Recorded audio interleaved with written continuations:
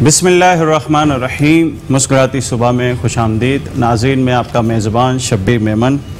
आज का अक़ीदत का दिन है और आज हम जिस हवाले से बात करेंगे वो वाक़या करबला है और दुनिया का सबसे दर्दनाक वाक़या था वाक़या करबला। नाज़रीन, हक़ व बातिल की ये एक जंग थी और आज जो हम मस्जिदों में नमाज़ें पढ़ रहे हैं, आज जो हम इस्लाम का परचम ऊंचा कर रहे हैं, वो हमारे इस्लाफ की कुर्बानियाँ ही हैं। और आज इस वाक़े के हवाले से हमने ये प्रोग्राम रखा है। तो हमारे साथ मौजूद हैं अल्लामा मुफ्ती नवीद अब्बासी साहब। हम उनका इस प्रोग्राम में आने का शुक्रिया अदा करते हैं। अस्सलाम वालेकुम। और हमारे साथ नातवान मौजूद हैं निसार कादरी हाफ़िज़ साहब। अस्सलाम वालेकुम। नाज़रीन, वाक़या करबला दुनिया का दर्दनाक वाक़या था। अल्लामा साहब से हम पूछते हैं थोड़ी सी तफसील इस वाक़े के हवाले से। जी अल्लामा साहब। नहमदुन सल्ली अला रसूलिल करीम, अम्मा बाद, बिस्मिल्लाहिर्रहमानिर्रहीम। बहुत शुक्रिया आपका, आपके चैनल का। करबला असल में अपने अंदर एक पूरी तारीख़ समोए हुए है। सैयदुश्शुहदा सैयदना इमाम पाक इमाम हुसैन अलैहिस्सलाम, आप जो करबला तक पहुँचे तो ये कोई हादसाती वाक़या नहीं है, ये कोई इत्तेफाक नहीं है, ये कोई ऐसा इंतज़ाम नहीं है कि जो फ़ौरन हो गया हो, बल्कि जब आपकी विलादत हुई तो वक्त विलादत ही नबी रहमत सल्लल्लाहु अलैहि वसल्लम ने बता दिया था कि मेरा ये नवासा शहीद होगा, करबला में कलमा पढ़ते हुए लोग इसे शहीद कर देंगे। ये सब कुछ पहले से मशहूर थी बात और सहाबा किराम अलैहिमुर रिदवान इस बात को जानते थे। ये वाक़या क्यों कर पेश आया, एक तो इस पर भी हमें नज़र करने की ज़रूरत है कि सैयदुश्शुहदा सैयदना इमाम पाक इमाम हुसैन अलैहिस्सलाम करबला में जो पहुँचे, क्यों आपने कूफा का सफ़र किया। बुनियादी तौर पर मैं नाज़रीन की खिदमत में ये बात रखना चाहता हूँ कि नाज़रीन गिरामी क़द्र, आप तवज्जो फरमाएँ कि उस वक्त हालात ऐसे हो गए थे कि दीन का मजाक उड़ाया जा रहा था और वो शरीयत जिसे नबी अलैहिस्सलाम ने शुरू फरमाया और सैयदना सिद्दीक़ अकबर ने उसको आगे बढ़ाया, जनाब फ़ारूक़ आज़म, हज़रत उस्मान ज़िन्नुरैन, हज़रत मौला मुर्तज़ा, सैयदना इमाम हसन मुज्तबा, ये पांच शख्सियात, ये खुलफ़ाए राशिदीन हैं। हमारे यहाँ आम तौर पर लोग चार को समझते हैं, खुलफ़ाए राशिदीन पांच हैं। और नबी अलैहिस्सलाम का सही फरमान, हुज़ूर ने फरमाया मेरे बाद खिलाफत 30 साल होगी, फिर उसके बाद मुलूकियत है। तो खिलाफत अला मिनहाजिन नबुव्वा का जो सिलसिला था उसके अंदर ऐसी ऐसी दरारें डाली गई, उसको इस तरह से तब्दील किया गया कि नमाजें तक औरतों से पढ़ाई जाने लगी। फजर की नमाज में वो यजीद लाइन वो खातून को भेज देता और इमामत के लिए। और इससे बड़ी बात कि लोग समझते हैं कि हम यजीद के हवाले से क्योंकि जब तक हम यजीद को नहीं समझेंगे तो करबला हमें उस तरह से समझ में नहीं आएगी। आज भी जिस शहर में मैं और आप बैठे हुए हैं, यहीं पर तो लोगों ने किताबें लिखी है ना यजीद के हक में। यही लोगों ने यजीद के हक में नारे बुलंद किए। हम लोगों को बता देना चाहते हैं कि शेख मुहक्किक ने लिखा और बुजुर्गों ने लिखा है कि यजीद लाइन वो मलऊन है, वो बदबख्त है कि जिसने कुरान का सराहतन इनकार किया। कुरान मजीद फुरकान हमीद कहता है वह अज़वाजुहु उम्महातुहुम, नबी की जो बीवियां हैं वो मोमिनों की माएँ हैं। जनाबे सैयदा खदीजा हो या सैयदा आयशा, वो सब हमारी माएँ हैं, मोमिनों की माएँ हैं। इस बदबख्त इस लाइन ने उम्मुल मोमिनीन सैयदा तय्यबा हजरत आयशा सिद्दीक़ा बिन्त सिद्दीक़, उनके साथ निकाह की ख्वाहिश के लिए जो है वो इजहार किया और कहा कि मैं उनसे निकाह करूंगा। बताएं इसके बाद वो मुसलमान रह जाएगा? कुरान की सरी आयत का इनकार है। नबी की बीवियां मोमिनों की माएँ हैं और यही तो नबी का खासा है कि नबी के विसाल के बाद न उनका तरका तकसीम होता है और न ही उनकी अज़वाज किसी और से निकाह कर सकती हैं। यह कुरान का दिया हुआ उसूल है। लेकिन यजीद लईन ने यह सब कुछ किया। नाजरीन, नहीं बताया जाता आपको آپ پر یہ حقیقتیں آشکار نہیں کی جاتی. اس بدبخت، اس ملعون نے اس خاتون جس کے ساتھ دودھ پیا تھا اس سے نکاح کو جائز قرار دیا. اور صرف یہی نہیں بلکہ شراب ان کے زمانے میں عام تھی اور درباروں میں پی جاتی تھی، اور اگر کوئی آدمی نہیں پیتا تو جناب اسے برا بھلا کہا جاتا کہ تمہیں کس چیز نے روکا ہے، اس میں تو لطف ہے، اس میں تو مزہ ہے. وہ جسے قرآن نے حرام قرار دیا، یزید لعین بدبخت اس شراب کو جائز قرار دے رہا ہے. یہ سب کچھ ہوا. ان حالات میں اہل کوفہ نے جب لکھا امام پاک امام حسین علیہ السلام کو، تو آپ نے مدینے سے مکہ کا سفر کیا، اور مکہ مکرمہ سے عین ایام حج میں آپ نے کربلا کا سفر کیا. اور بنیادی طور پر آپ کوفہ جا رہے تھے، کربلا آپ پہنچے، آپ کو روک لیا گیا، اور پھر اس کے بعد یہ واقعہ پیش آیا. امام پاک امام حسین علیہ السلام نے راہ عزیمت کو اختیار کیا. اسلام میں دو راستے، ایک رخصت ہے، ایک عزیمت ہے. رخصت پر اکثریت نے عمل کیا. ہم ان کے حوالے سے کوئی برائی اپنے دل میں نہیں رکھتے، کیونکہ اسلام کا دیا ہوا راستہ ہے رخصت. انہوں نے جان بچائی، رخصت کو اختیار کیا. لیکن علی کے بیٹے، نبی کے نواسے، سیدہ زہرا کے لخت جگر امام پاک امام حسین علیہ السلام نے رائے عزیمت کو اختیار کیا کربلا میں. اور رائے عزیمت کو اختیار کر کے اپنے بچوں، اپنے گھر، اپنے خاندان، اپنے کنبے اور اپنی ذات کی قربانی دے کر صبح قیامت تک کے لیے دین کو بچا دیا. اسی لیے خواجہ اجمیر نے یہ کہا تھا نا کہ شاہ است حسین، بادشاہ است حسین، دین است حسین، دین پناہ است حسین، سرداد نداد دست در دست یزید، حقا کے بنائے لا الہ است حسین. آج لوگ اس پر بھی اعتراض کرتے ہیں محترم. اگر آپ بسا اوقات یہ دیکھا جاتا ہے جو جیسے یزید کی جو مثال پوری دنیا میں اور حضرت امام حسین رضی اللہ تعالیٰ عنہ کی جو بارے میں بات ہوتی ہے، یزید کی جو ظلم کے بارے میں بات ہوتی ہے، تو دیکھا یہ جاتا ہے کہ وہ کلمہ گوتا تھا لیکن فکس اس کے اندر تھا، اور فسق و فجور، شراب نوشی اور اقتدار کا ایک نشہ تھا اس کے اندر، اور لوگوں کو یہ برائی کی طرف ڈالتا تھا. اور آج جو ہمارے ادھر ایسے لوگ ہیں جو پیر بنے بیٹھے ہیں اور جن کی نمازوں کا پتہ نہیں، کیا یہ وہی بات نہیں ہے؟ دیکھیے دو باتیں ہیں. ایک تو یہ ہے کہ بندے کا خود برا ہونا. میرا ذاتی عمل ہے، میں اپنی ذاتی عمل میں اللہ کو جواب دہ ہوں. میں بند کمرے میں کیا کرتا ہوں، آپ کیا کرتے ہیں، اور کوئی کیا کرتا ہے، یہ اس کا اور رب کا معاملہ ہے. ایک ہے معاشرے کو بگاڑ دینا. یزید لعین نے اسلام کی بنیادوں کو کھوکھلا کیا. اچھا، اس کے بارے میں آتا ہے کہ یہ اس نے ایک حج پڑھا تھا، اور جس وقت حج کے لیے گیا تو شراب نوشی اور گانے والے اپنے ساتھ لے گیا تھا. یہ کیا؟ یہ میں عرض کروں کہ یزید بنیادی طور پر فرعون سے بھی بدتر آدمی ہے. یعنی فرعون جو حضرت سیدنا موسیٰ علیہ السلام کے زمانے میں تھا، وہ فرعون بہت بدبخت ہوا، اس کی مذمت قرآن نے کی. لیکن اگر آپ مجھ سے پوچھتے ہیں تو میں یہ کہنے میں حق بجانب ہوں اور اس پر دلائل رکھتا ہوں کہ فرعون سے بدتر اگر کائنات میں کوئی ہے نا تو وہ یزید لعین ہے، وہ بدبخت ہے، وہ کافر ہے. یہ حج کے لیے جانا یا نمازیں پڑھنا، یہ تو نبی رحمت صلی اللہ علیہ وسلم کے پیچھے ابن ابی نہیں پڑھتا تھا. یزید نے تو نبی علیہ السلام کو دیکھا نہیں، عبداللہ بن ابی نے تو دیکھا بھی تھا. وہ تو نبی کی اقتداء میں نمازیں ادا کرتا تھا، لیکن اس کے باوجود قرآن مجید فرقان حمید نے کہا وہ منافق ہے. اور منافقین کا ٹھکانہ قرآن نے بتایا ان المنافقین فی الدرک الاسفل من النار، کہ منافق جہنم کے سب سے اسفل نچلے طبقے میں ہوں گے. تو یزید لعین یہ ایسا ملعون، یہ ایسا بدبخت، ایسا لعنتی ہے. اور میں یہ ناظرین کہیں گے کہ میں نے یہ کیا تکرار شروع کر دیا بار بار لعنت کا، تو یاد رہے کہ یہ اصول، یہ ضابطہ ذہن میں رہے کہ جب ہم اللہ کی توحید کی بات کرتے ہیں تو توحید مکمل ہی نہیں ہو سکتی جب تک ہم شیطان اور شیطان کے چیلوں کی مذمت نہ کریں. ہم قرآن شروع کرتے ہیں تو قرآن مجید فرقان حمید یہ بات ارشاد فرماتا ہے فَإِذَا قَرَأْتَ الْقُرْآنَ، جب تم قرآن کی قرات کرنے لگو فَاسْتَعِذْ بِاللَّهِ مِنَ الشَّيْطَانِ الرَّجِيمِ، تو اولاً تمہیں شیطان کی مذمت کرنی پڑے گی.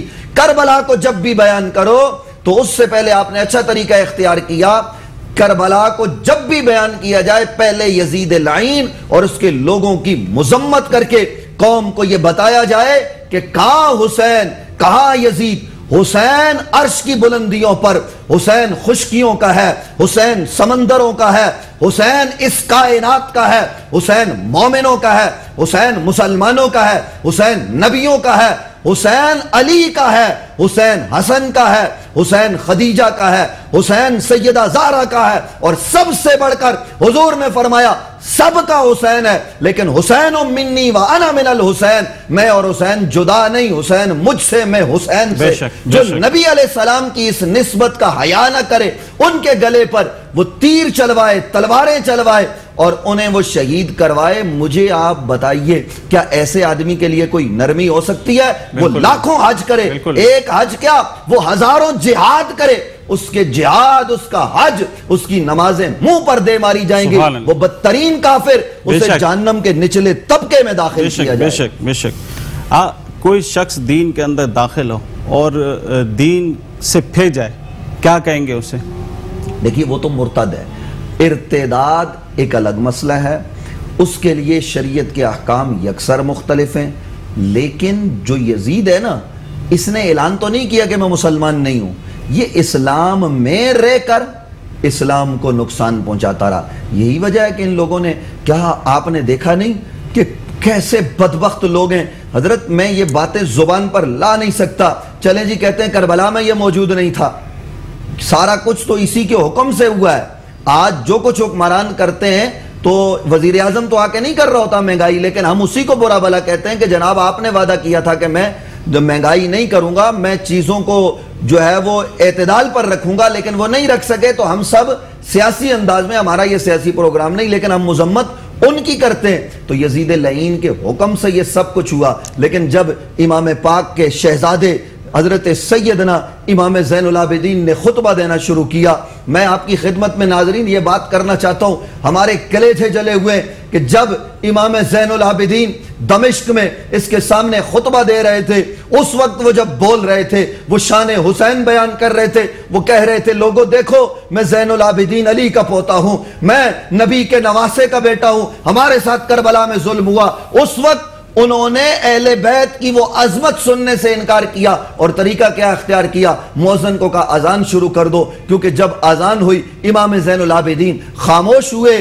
تو جب اشہد ان محمد رسول اللہ آیا تو اس وقت امام زین العابدین بولے، ان سے نہیں رہا گیا، اور انہوں نے کہا او یزید، او بدبخت، او لعنتی، سن، یہ جو محمد الرسول اللہ کا نام آیا ہے یہ تیرے نہیں، یہ میرے نانا ہے، یہ میرے جد اعلیٰ ہیں، علی میرا دادا ہے، حسین میرا باپ ہے۔ کہنے کا مطلب یہ ہے کہ مجھے یہ بات کرنے دیجیے گا۔ اس وقت بھی نعرہ تکبیر کے ساتھ حسین کا سر تن سے جدا کیا گیا، انہیں شہید کیا گیا۔ آج بھی لوگ حسین کا ذکر کرنے والوں کو، حسین حسین کرنے والوں کو کبھی تکبیر کے نعرے کے ساتھ، کبھی رسالت کے نعرے کے ساتھ، کبھی ذبح کرتے، کبھی ان پر طعن و تشنیع کرتے، کبھی ان پر تبرہ کرتے۔ لیکن حسین والوں کو میں بتا دینا چاہتا ہوں کہ آپ کو گھبرانے کی کوئی ضرورت نہیں ہے، کیونکہ حسین کے نانا اور ان کا خدا کل بھی حسین کے ساتھ تھا، آج بھی حسین والوں کے ساتھ۔ سبحان اللہ، سبحان اللہ۔ ناظرین، علامہ صاحب نے بہت ہی اچھی بات کی کہ جو لوگ یہ کہتے ہیں کہ یزید اس واقعے میں نہیں تھا، تو اقتداء یزید کا اور فوج یزید کی اور پھر وہ انوالو نہ ہو، یہ کیسے ہو سکتا ہے؟ ناظرین، اس وقت جب 10 روز تک اگر ہمیں 1 گھنٹے کے لیے، 1 آدھے دن کے لیے پانی نہ دیا جائے تو بہت ہی اذیت ہوتی ہے۔ 10 دن کسی کا پانی، اور ان کے ساتھ چھوٹے چھوٹے بچے، اور ان کے ساتھ خواتین، یہ ظلم بہت بڑا ظلم تھا۔ اور اگر اس میں کوئی کسی کا یہ خیال ہے کہ یزید نہیں تھا، تو یہ اس کا صرف خیال ہے۔ اقتدار جس کا ہو، فوجیں جس کی ہو، تو کیسے ہو سکتا ہے کہ اس میں یزید نہ ہو؟ ناظرین، بریک لیتے ہیں، بریک کے بعد مزید اس حوالے سے گفتگو کرتے ہیں۔ مسکراتی صبح میں خوش آمدید، میں آپ کا میزبان شبیر میمن۔ ناظرین، کربلا کے واقعے کے حوالے سے بات ہو رہی تھی، علامہ صاحب سے دوبارہ گفتگو کرتے ہیں، علامہ نوید عباسی صاحب سے۔ ابھی ہمیں جوائن کیا ہے علامہ محمد حسین مسعودی صاحب۔ السلام علیکم۔ علامہ نوید عباسی صاحب سے جو بات ہماری ہو رہی تھی وہ مکمل کرتے ہیں۔ دیکھیے میں نے گزارش کی کہ یزید لعین لعنتی بھی ہے، سب کچھ ہے، اور اس کے ساتھ ساتھ وہ کافر بھی ہے۔ ہمارے ہاں لوگ یہ کہتے ہیں بعض کہ جی کفر کی بات نہ کریں، اس کی مذمت نہ کریں، اس کے جگہ پہ حسین حسین کریں۔ ٹھیک ہے، ہمیں اس بات سے مطلب کوئی چڑ نہیں ہے، لیکن اللہ رب العالمین کا ذکر جب ہوتا ہے تو ہم شیطان کی مذمت کرتے ہیں، اور میں نے اس کو جو کافر کہا تو میرے پاس دلیل کیا ہے۔ میں آپ کی خدمت میں عرض کروں کہ قرآن مجید فرقان حمید نے یہ بات بڑی وضاحت و صراحت کے ساتھ ارشاد فرما رہی ہے، بل طبع اللہ علیہ بکفرہم فلا یؤمنون الا قلیلا وبکفرہم وقولہم علی مریم بہتانا عظیما۔ یہودی بہت کم مسلمان ہوئے، نبی علیہ السلام کے زمانے میں بھی جو تھے انہوں نے اسلام کم قبول کیا ہے، بہت قلیل تعداد میں۔ اس کے مقابلے میں عیسائی کثرت سے مسلمان ہوئے۔ دیگر مذاہب میں تفصیل میں جائے بغیر یہ عرض کرنا چاہتا ہوں کیوں؟ اس لیے کہ یہودیوں نے کیا کیا کہ سیدہ طیبہ حضرت مریم پاک پر الزام لگایا اور ان پر بہتان باندھا، اور وہ بہتان بہت زیادہ عجیب بہتان تھا کہ حضرت مریم، قرآن نے کہا کہ ہم نے مریم سے کہا فاشارت الی، آپ بچے کی طرف اشارہ کر دیں، تو بچہ بولا قال انی عبداللہ آتانی الکتاب وجعلنی نبیا، یعنی معصوم بچے کو جو ابھی 3 دن کا ہے اس کو بولنا پڑا کہ میری ماں پر الزام مت لگاؤ۔ تو یزید لعین کہاں الزام لگانا اور کہاں نبی کے نواسے کو قتل کرنا، کہاں جناب سیدہ زہرا کا دل دکھانا۔ ایک ہے الزام لگانا، الزام کی معافی بھی مل سکتی ہے نا جی، ہم سے غلطی ہو گئی، تو ایک ہے قتل کرنا، اور ایک شہزادی جناب سیدہ زہرا کے گھر کے پھول کو کربلا میں خاک و خون میں اس کو نیلانا، یہ اس کے بعد بھی ہم اس کے لیے کوئی جو ہے وہ نرم رویہ رکھیں اسی طرح یہ ہوگا کہ ہمیں جو شریعت اجازت دیتی ہے جی ہم کافر نہ کہیں۔ کس شریعت کی آپ بات کرتے ہیں؟ میں یہ کہتا ہوں کہ جو لوگ سیدہ زہرا پاک پر کوئی بہتان باندھے، حالانکہ یہ کام یزید نے نہیں کیا، اس نے تو نسل زہرا کو مٹانے کی کوشش کی ہے، یہ تو اللہ جسے رکھے انا اعطیناک الکوثر۔ اب بھی آپ کے کائنات کے شرق و غرب میں چلے جائیں آپ کو آل زہرا نظر آئیں گے، لیکن جو سیدہ زہرا کے حوالے سے ہلکی سی بھی بات کرے نا، اللہ اس سے ایمان چھین لیتا ہے، اور جو زہرا کے بچوں کو خاک و خون میں نہلا دے اس کے بعد بھی ہم اس کے لیے نرم رویہ رکھیں، ایسے لوگوں پر تف ہے۔ میں اعلانیہ کہتا ہوں جو کرنا ہے کر لو، یزید کائنات کا سب سے بڑا کافر ہے۔ جی علامہ صاحب کیا کہیں گے اس بارے میں؟ بسم اللہ الرحمن الرحیم وبہ نستعین وهو خیر الناصر ومعین، الحمد للہ رب العالمین والصلاة والسلام علی رسولہ الکریم وآلہ الطاہرین واصحابہ المنتخبین۔ بسم اللہ الرحمن الرحیم، ربنا انی اسکنت من ذریتی بواد غیر ذی زرع عند بیتک المحرم۔ ابھی قرآن کے حوالے سے کچھ بات کی، یقیناً ایک بات تو طے ہے کہ میرے پیارے رسول نے بارہا ایک چیز کی طرف اشارہ کیا، اور چھوٹی چھوٹی سی غلطیاں ہوں، مثلا من اصبح ولم یحتم بے امور مسلمین فلیس بمسلم، یعنی یہ رسول نے لیسا منا لیسا منی لیسا منا کئی جگہ احادیث کے اندر رسول نے فرمایا یعنی ہم میں سے نہیں ہے۔ ایسا کوئی کرے، یعنی مسلمانوں کے امور کے بارے میں غور و فکر کرنے والا جو صبح اس حالت میں کرے کہ کیا ہے مسلمانوں کے امور کے لیے غور و فکر نہ کرے، ان کے لیے تک و دو نہ کرے، ان کی ترقی کے لیے، ان کی مشکلات کے حل کے لیے کوشش اور کاوش نہ کرے، اس کے لیے کہہ رہے ہیں لیسا منا، وہ ہم میں سے نہیں ہے۔ ہم کون؟ ہم مسلمان ہم میں سے نہیں ہے، تو پھر کس میں سے ہے؟ جس کی طرف اشارہ فرما رہے تھے قبلہ، بلکہ واضح کہہ دیا۔ لیکن بات صرف اتنی سی ہے کہ جی ہاں چھوٹے چھوٹے کاموں کے لیے، چھوٹی چھوٹی باتوں کے لیے اگر کوئی کام نہ کیا جائے تو رسول کہتے ہیں ہم میں سے نہیں ہے۔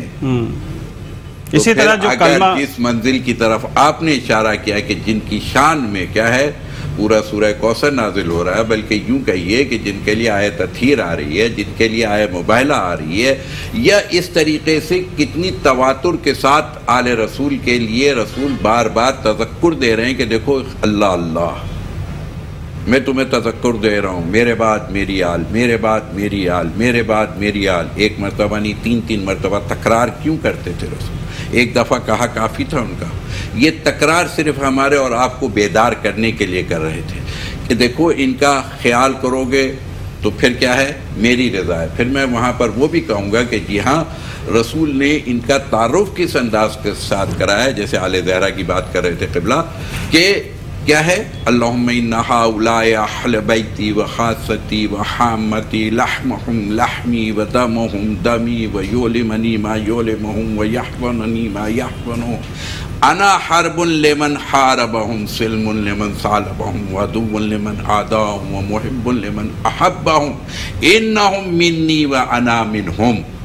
یعنی اپنا تعارف کرا رہے ہیں کہ دیکھیے وہ رسول پاک اللہ اکبر جو محور کائنات ہے، وہ کہہ رہے ہیں یہ مجھ سے ہیں اور میں ان سے ہوں۔ کسی نے اچھا جملہ کہا ہے نا کہ کیا ہے، یہ رسول سے حسین ولادت سے کیا ہے 61 ہجری تک حسین اپنے نانا سے ہیں، اور 61 ہجری کے بعد سے اب نانا کی شناخت حسین ابن علی سے ہوئی، یعنی نانا کے ایسٹس کو بچایا، ان کی اساس کو بچایا، ان کی شریعت کو بچایا، ان کے دین کو بچایا، اپنا پورا خانوادہ کیا ہے خاک کربلا پر سلا دیا۔ لیکن کیا ہے، نانا کے دین پر آنچ نہیں آنے دی، نانا کے دین کی اذان بچائی، نماز بچائی، روزہ بچایا، حج بچایا، قرآن کو نو کے نیزہ پہ پڑھ کے بتایا کہ تم کل یہ دربار میں کہنے والے اسی یزید کے بارے میں کہ کوئی وحی نہیں آئی تھی، دیکھو میں نو کے نیزہ پہ پڑھ کے بتا رہا ہوں کہ آج بھی اس وحی کا اس انداز کی وحی نہیں ہے، مگر نو کے نیزہ پہ سر بلند اگر کوئی ذکر الہی کر رہا ہو اور تلاوت قرآن کر رہا ہو، اس کو کیا کہا جائے گا؟ وہ معجزہ نہیں ہے تو کیا ہے؟ وہ اللہ کی رضا نہیں ہے تو کیا ہے؟ کہ وہاں پر خدا بند عالم نے ان کو قرآن کی کہ دیکھو اس کی نفی ہونے والی، یہ وہی حسین ہے جو حسین محافظ قرآن ہے۔ تو محافظ قرآن کا رتبہ، اور پھر اس کے مقابلے میں اگر کوئی رسول کے مقابلے میں آئے تو اسے کیا کہا جائے؟ قرآن کے مقابلے میں کوئی آئے تو اسے کیا کہا جائے؟ نماز کے مقابلے میں کوئی آئے تو اسے کیا کہا جائے؟ یعنی دین کے مقابلے میں اگر کوئی آگے کھڑا ہو جائے تو جو قبلہ نے فرما دیا ہے وہی بات، لیکن کہنے کی چونکہ جو کلمہ پڑھ لے زبان سے پھر اسے اور لفظ نہیں استعمال کیا جاتا، اس لیے احتیاط کا پہلو ہے، ورنہ بات تو یہی ہے کہ رسول اللہ صلی اللہ علیہ وسلم نے فرمایا کہ لوگوں کا جو دین ہے وہ ایک طرح کا نہیں، جس کے دل میں میرے متعلق جتنی محبت ہے اس کا دین جو ہے اتنا قوی ہو، جس کے جو میرے متعلق جتنا بغض رکھے اس کا کفر اتنا بڑا، یعنی اگر اس نے تھوڑا سا بھی بغض رکھ لیا تو کفر پہ تو آ گیا وہ۔ کائنات کی سب سے بڑی عبادت جس کا ملائکہ حساب نہیں رکھ سکتے وہ میرے رسول پاک سے محبت اور ان کی آل پاک سے محبت اور ان پر درود ہے۔ بے شک بے شک۔ ہمارے ساتھ نعت خوان موجود ہیں نثار قادری صاحب، ہم ان سے نعت رسول مقبول صلی اللہ علیہ وسلم سنیں۔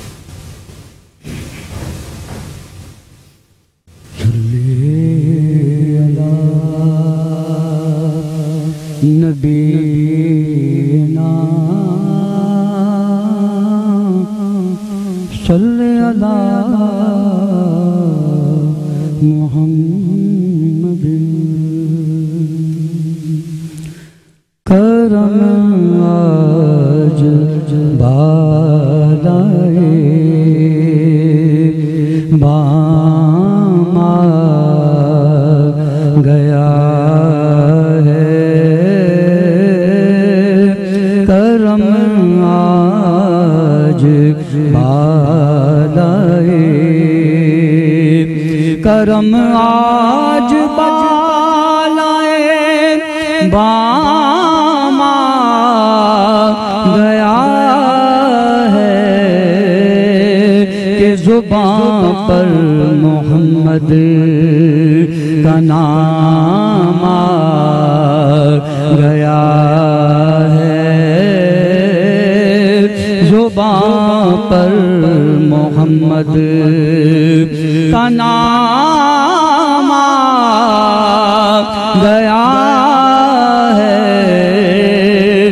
کرم آج بالائے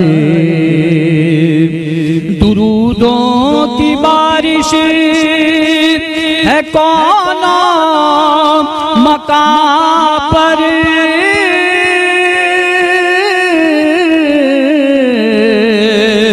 درودوں کی بارش ہے کون مکان پر کہ آج انبیاء کا امام گیا ہے کہ آج انبیاء کا امام گیا ہے زباں پر محمد کا نام گیا ہے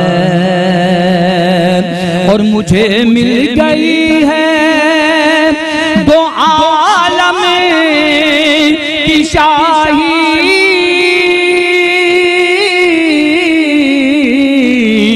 ہمیں مل گئی ہے دو عالم کی شاہی میرا ان کے منگتوں میں نام گیا ہے کرم آج بالائے اور مزہ جب ہے سرکار یہ محشر میں کہہ دیں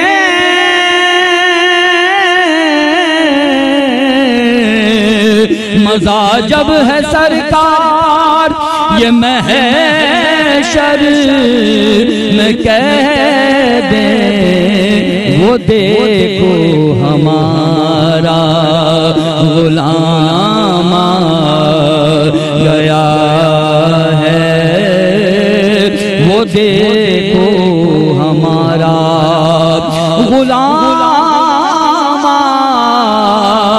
گیا کرم آج بالائے اور چراغاں ہوا بزم ہستی میں خالد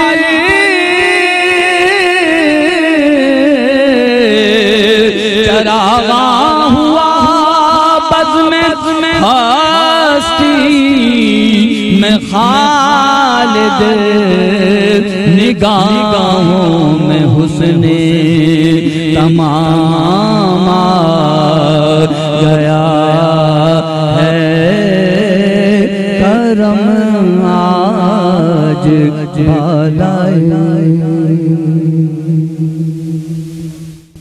علامہ صاحب آپ کی طرف آؤں گا کہ یہ اس کو اقتدار کس طرح ملا تھا کیسے مل گیا جب فاسق و فاجر تھا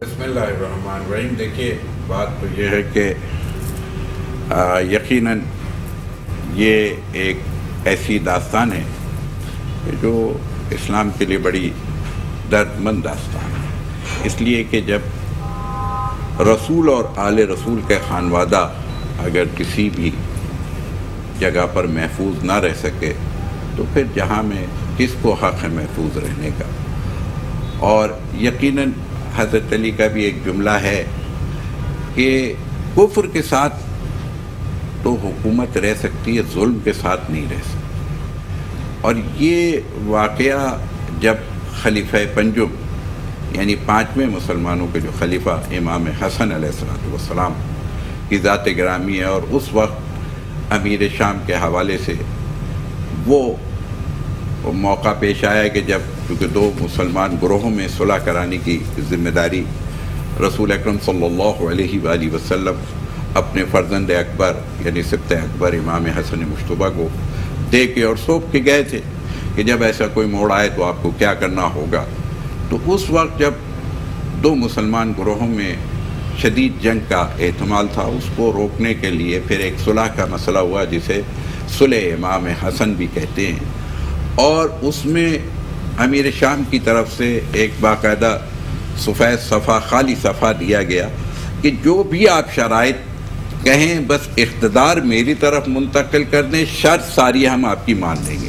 اور یہ ایک ایسا معاملہ تھا کہ یقیناً اسلام کو آگے بڑھانا یہ آل رسول کی ذمہ داری ہمیشہ سے رہی اور ہر مسلمان کی ذمہ داری ہے، لیکن انہوں نے تو اس کی محافظت کی ذمہ داری لی ہوئی ہے. تو اس وقت مسلمانوں کے خشک و خون سے بچانے کے لیے پھر وہ ایک لمبی پوری شرائط ہیں صلح حدیبیہ ہی کی مانند، کہ جس کو یوں کہا جا سکتا ہے کہ امام حسن نے وہاں پہ ایک شرط یہ بھی لکھوائی تھی کہ آپ اپنے بعد کسی کو اپنا خلیفہ اور جانشین نامزد نہیں کریں گے.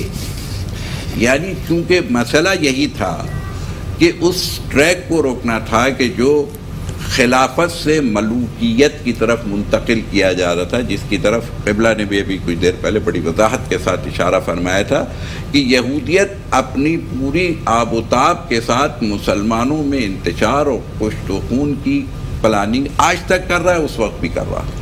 اور سب سے گہری سازش یہودیوں ہی کی طرف سے تھی، اور اس وقت یا پھر رومیوں کی بھی کہی جا سکتی ہے، وہ ایک علیحدہ چیز ہے اپنی جگہ، مگر گہرائی کے اندر جا کے دیکھیں گے تو یہودی اس سازش کو، تو وہاں پر خود امیر شام نے اپنی زندگی میں ہی کیا ہے اسے نامزد کیا اور کوششیں کرتا رہا، مگر مسلمان اور یوں کہیے کہ آل رسول بالخصوص امام حسن اور امام حسین وہ دیوار تھے کہ اس کو اعلان کرنا نہیں دینے پر رکاوٹ بنے ہوئے تھے.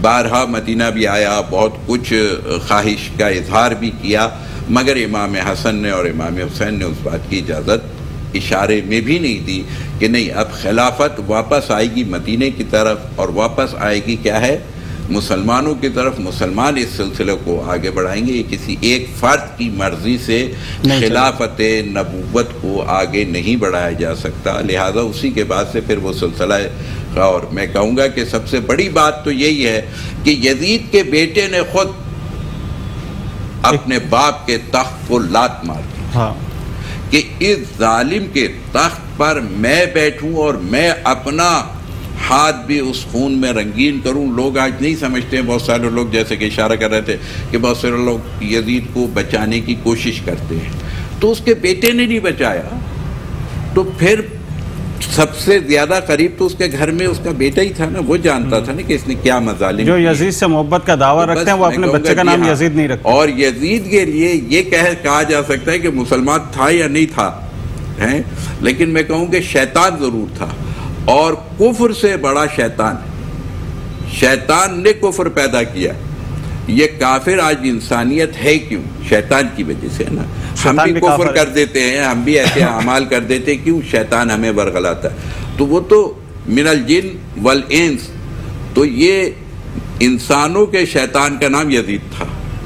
بس یہ کہا جائے تو بہت مناسب ہے کہ اگر اس کا تعارف مختصر ترین کرایا جائے تو انسانوں کی شکل میں اگر تمہیں شیطان دیکھنا ہے تو یزید کو دیکھو. تھوڑا سا آپ سے اس حوالے سے میں پوچھوں گا کہ یہ کیا ایسی وجہ بنی تھی اقتدار کی اور پھر ایک فاسق کے ہاتھ میں اقتدار دے دیا گیا؟ دیکھیے، گزارش یہ ہے کہ نبی علیہ السلام نے جب فرما دیا میرے بعد خلافت 30 سال ہو، پھر اس کے بعد ملوکیت ہوگی. اول ملوک اسلام جناب حضرت معاویہ ہیں، ان کا ہمیں احترام کرتے ہیں. نبی رحمت صلی اللہ علیہ وسلم نے ان کے اس نام کو قبول کیا، لیکن چونکہ ہم اہل سنت و جماعت ہیں اور ہمارے یہاں معصوم عن الخطا، میں اہل سنت کی بات کر رہا ہوں، معصوم عن الخطا صرف انبیاء اور فرشتے ہیں، انسانوں میں نبی ہیں. تو ظاہر ہے کہ یہ خطا کسی سے بھی ممکن ہے، اور ان کی جو خطا ہے حضرت مولا علی کے مقابلے میں آنے پر وہ بھی خطا ہے. اسی طریقے سے یزید کو نامینیٹ کرنا یہ بھی ایک خطا ہے، لیکن ظاہر ہے کہ ہر باپ یہ چاہتا ہے کہ اس کی جگہ اس کا بیٹا لے، یہ فطرت انسانی ہے. تو وہ بیٹا اگر قابل نہ ہو تو بہت کم باپ ایسے ہوتے ہیں جو اپنے بیٹے کو اقتدار نہیں دیتے، جو اپنے بیٹے کو اہل نہیں سمجھتے. ویسے لوگ سمجھتے ہیں، زیادہ تر یہی ہوتا ہے. تو یزید اس طرح سے اس کے لیے بیعت لی گئی، اور پھر اس کے بعد جب جناب حضرت معاویہ کا وصال ہو گیا تو اس نے مسجد اقتدار پر جو ہے وہ براجمان ہو کر وہ کام کیے. آپ ذرا سوچئے، غور کیجئے ناظرین، آپ کے علم میں یہ بات ہونی چاہیے کہ امام پاک امام حسین علیہ السلام کی شہادت کے بعد تو اس نے وہ کیا کہتے ہیں مگر مچ کے آنسو تو ضرور بہائے کہ جناب یہ تو ابن زیاد کا کام ہے، میرا تو کام نہیں ہے، لیکن اس کے ساتھ ساتھ جو کچھ اس نے دمشق میں کیا وہ بھی ایک تاریخ ہے۔ لیکن میں یہ بات بھی ناظرین آپ کے گوش گزار کر دوں، پھر مدینہ منورہ پر چڑھائی کس نے کی؟ مدینہ منورہ کے حوالے سے تو نبی علیہ السلام کا صحیح فرمان ہے نا، جس نے اہل مدینہ کو ڈرایا اس پر اللہ کی مخلوق کی لعنت، فرشتوں کی لعنت۔ تو جو اہل مدینہ کو قتل کرے، جو مسجد نبوی میں گھوڑے باندھے، جو مسجد نبوی کو حلال اور مدینے کو حلال کر دے، جو مسجد نبوی میں نماز اور اذان کو روک دے، آپ اس کے متعلق دل میں کوئی نرمی رکھ سکتے ہیں؟ پھر جو کعبۃ اللہ پر حملہ کروائے، کعبۃ اللہ کو جلوا دے، اور اسی حال میں وہ دمشق میں انتہائی مہلک مرض میں مبتلا ہو کر واصل جہنم ہو جائے، اس کے لیے ہم کوئی نرم رویہ رکھ نہیں سکتے۔ ہر کلمہ پڑھنے والا اگر کلمہ پڑھ کے اسلام میں آ جائے تو ہم اپنے آپ کو، کیونکہ کلمہ گو کیا انما المؤمنون اخوہ، ہم اس کو بھائی نہیں قرار دے سکتے، اس لیے کہ وہ ہمارا بھائی نہیں ہو سکتا۔ جو مسلمانوں کا بھائی ہے وہ تو نبی کی اہل بیت کا غلام ہے، بلکہ غلام ابن غلام ہے۔ تو ہمیں یہ بات سوچنی چاہیے، اور ہمارا تعلق اہل بیت اطہار کے ساتھ مضبوط ہونا چاہیے ناظرین، اس حوالے سے کہ نبی علیہ السلام یہ بات ارشاد فرما گئے کہ لوگوں میں تمہارے درمیان دو بھاری چیزیں چھوڑ کر جا رہا ہوں، ان سے تمسک کرو، ان کو پکڑ کے رکھو، اگر تم ان کو پکڑ کے رکھو گے تو نبی نے ضمانت دی پھر تم گمراہ نہیں ہوگے۔ تو جو اہل بیت کو چھوڑ دے، اس نے قرآن کو بھی چھوڑ دیا، وہ گمراہ ہو جائے گا۔ حضرت سیدنا صدیق اکبر نے کہا، صحیح بخاری میں ہے کہ نبی کی اہل بیت کا احترام کرو، ان کو لازم پکڑو۔